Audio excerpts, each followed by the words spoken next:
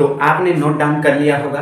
अब हम लोगों के पास जो टॉपिक है वो है विभव प्रवणता। ठीक है, विभव प्रवणता की परिभाषा इसे अब हम लोगों के पास, आप लोगों ने नोट डाउन कर लिया होगा। अब हम लोगों के पास जो टॉपिक है वो क्या है, विभव प्रवणता। ठीक है, तो अब हम पढ़ेंगे विभव प्रवणता की परिभाषा। तो विद्युत क्षेत्र में दूरी के साथ विभव परिवर्तन की दर को विभव प्रवणता कहते हैं। विद्युत क्षेत्र में दूरी के साथ विभव में जितना परिवर्तन होता है उसे हम लोग क्या कहते हैं, विभव प्रवणता कहते हैं। देखिए, दूरी के साथ विद्युत क्षेत्र में विद्युत क्षेत्र की जो विभव होता है, ठीक है, तो उसमें जो परिवर्तन होता है वही विभव प्रवणता कहलाता है। इसका फॉर्मूला होता है विभव प्रवणता बराबर आपके पास dV डिवाइडेड बाई dl। ठीक है, जब विद्युत क्षेत्र लिखेंगे तो विद्युत क्षेत्र बराबर माइनस का विभव प्रवणता बटे dV डिवाइडेड बाई dl होता है।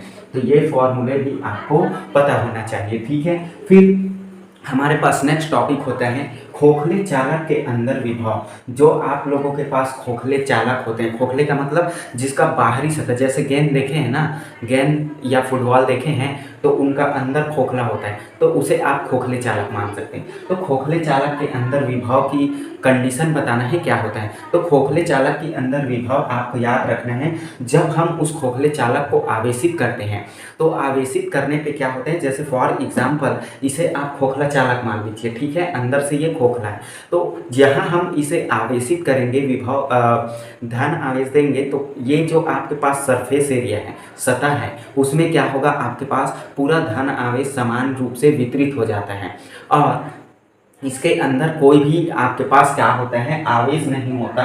ठीक है, ये जो अंदर है ये खोखला है तो इसमें क्या ही आवेश रहेगा। ठीक है, तो इसके अंदर क्या होता है, कोई आवेश नहीं होता। यही लिखा है सतह पर आवेश वितरित होते हैं। ठीक है, जब इसे आवेशित करते हो तो पूरे सतह पे इस खोखले चालक के सरफेस पे क्या होते हैं, आवेश जो है वितरित होते हैं। फिर अंदर जो होता है कोई भी आवेश नहीं होता। इसी को पॉइंट टू पॉइंट लिखना है, इसी को पॉइंट टू पॉइंट लिखना है, अंदर कोई भी आवेश नहीं होता।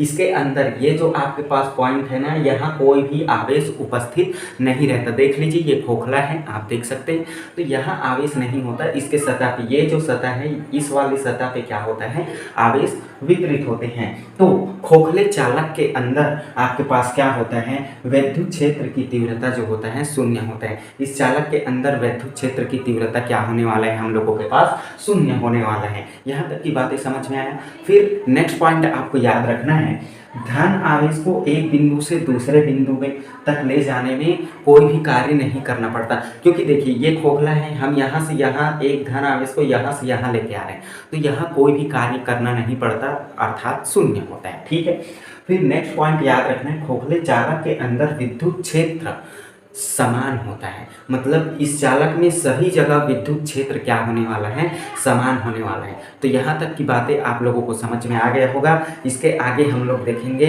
निकाय की स्थितिज ऊर्जा। ठीक है, तो यहाँ तक पढ़ते रहिए, मस्त रहिए, स्वस्थ रहिए और अपनी पढ़ाई अच्छे से करते रहिए। जय हिंद दोस्तों।